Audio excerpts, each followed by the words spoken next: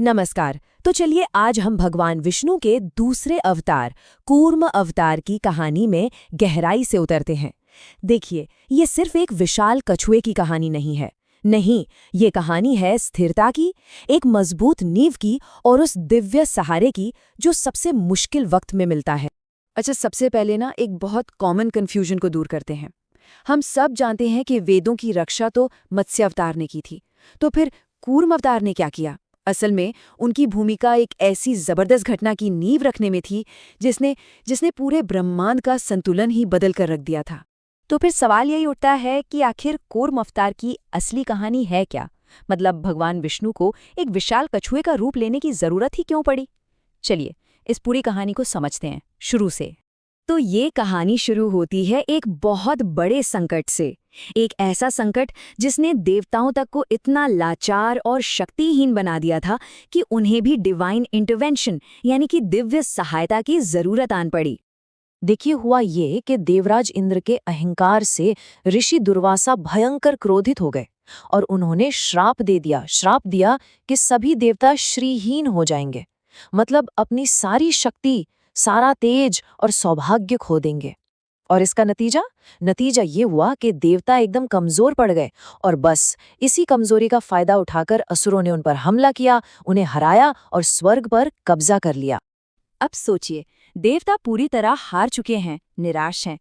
इस मुश्किल घड़ी में वो मदद के लिए भगवान विष्णु के पास पहुंचे और भगवान विष्णु ने उन्हें एक ऐसा रास्ता दिखाया, एक ऐसा उपाय सुझाया जिसकी किसी ने कल्पना तक नहीं की थी।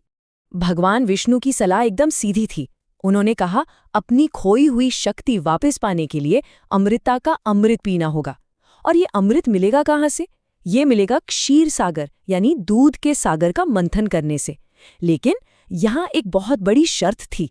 इस विशाल काम को करने के लिए देवताओं को अपने सबसे बड़े दुश्मन यानी असुरों से हाथ मिलाना पड़ा। और ये जो योजना थी ना, वो सचमुच में अविश्वसनीय थी। जरा सोचकर देखिए, विशाल मंद्राचल पर्वत को मथानी बनाया गया और रस्सी बने खुद नागराज वासुकी। और सबसे बड़ी बात, देवता और असुर जो एक दूसरे को देखना तक पसंद नहीं करते थे, वो अब एक साथ मिलकर उस दूध के सागर को मथने वाले थे। सब कुछ तैयार था, मंथन शुरू ही हुआ था कि तभी एक बहुत बड़ी गड़बड़ हो गई। हुआ ये कि मंद्राचल पर्वत इतना भारी था, इतना विशाल था कि उसे टिकाने के लिए समुद्र में कोई बेस ही नहीं था। और वो धीरे धीरे समुद्र की गहराइयों में धंसने लगा। ऐसा लगा कि ये पूरी योजना शुरू होने से पहले ही खत्म हो जाएगी। और बस ठीक उसी पल, जब लग रहा था कि सारी उम्मीदें खत्म हो चुकी हैं, तब भगवान विष्णु ने हस्तक्षेप किया। उन्होंने इस पूरी योजना को फेल होने से बचाने के लिए एक अद्भुत रूप धारण किया। और वो रूप था एक विशाल कूर्म का, यानी एक बहुत बड़े कछुए का।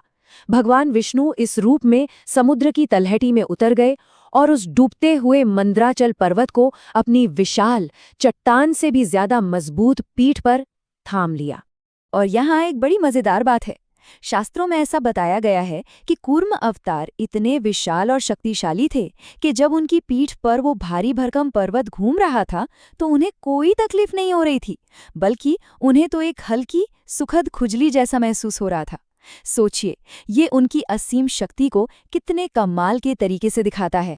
तो अब जब कूर्म अवतार ने वो मजबूत आधार दे दिया, तो मंथन फिर से पूरी ताकत से शुरू हुआ। और इस बार समुद्र से एक के बाद एक अद्भुत खजाने, दिव्य चीजें बाहर आने लगीं। इस मंथन से कुल 14 अनमोल रत्न निकले। वैसे तो सभी खास थे, लेकिन 2 सबसे ज्यादा जरूरी थे। पहला, अमृत, जिसे पीकर देवताओं को उनकी अमरता वापस मिली। और दूसरी, देवी महालक्ष्मी, जिनके वापस आने से देवताओं का खोया हुआ सौभाग्य और ऐश्वर्य भी लौट आया। लेकिन रुकिए, ये कहानी सिर्फ देवताओं और असुरों की लड़ाई और खजानों के बारे में नहीं है। नहीं, इसके पीछे एक बहुत गहरा, सिंबॉलिक और स्पिरिचुअल मतलब भी छिपा है, जो हमें बहुत कुछ सिखाता है। तो चलिए अब वापस उसी पहले सवाल पर आते हैं। अगर वेदों को मत्स्य अवतार ने बचाया था, तो फिर कूर्म अवतार का क्या रोल था? देखिए, उनका योगदान डायरेक्ट नहीं था, बल्कि वो फाउंडेशनल था। मतलब उन्होंने उस जमीन को तैयार किया जिस पर ज्ञान टिक सकता था। इसको ना ऐसे समझिए, कूर्म अवतार ने डायरेक्टली वेदों को नहीं बचाया, सही बात है, लेकिन उन्होंने वो स्थिरता, वो फाउंडेशन दिया जिस पर ज्ञान और धर्म टिक सकते हैं।